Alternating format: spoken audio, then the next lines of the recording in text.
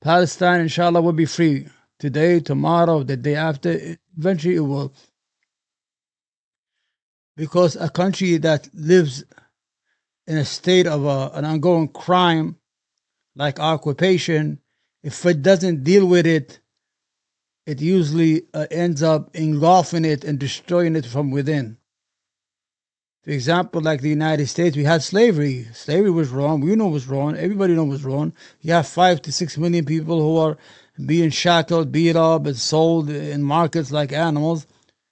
Then eventually we had to deal with it as a country, and it broke the country into two.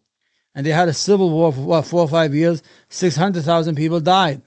Because when nations live in the sin or live in crime, they usually are engulfed in that crime and eventually destroy themselves. For example, Germany. Their hatred of Jews and the mass murder of Jews in the Holocaust destroyed Germany. Because when a nation lives in hatred and tries to destroy other people unjustly,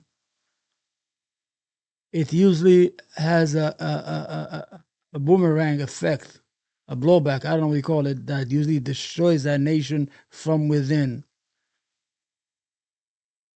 Because I know there's a lot of Israelis with conscience. I know there's a lot of Jewish people with conscience. When you go to the demonstration, there's a lot of Jewish people demonstrating. They want peace. Everybody wants peace, except the people who are in power. Their policies are stupid. I mean, what's the fucking policy in Israel? Well, we're gonna ignore 7 million people. You're gonna ignore them? We're gonna make peace with everybody, and we're gonna make economic benefit, and we're just gonna keep them like that. You're gonna keep them like that? You don't. You think you're gonna ignore and bypass 7, 8 million under occupation and just ignore them?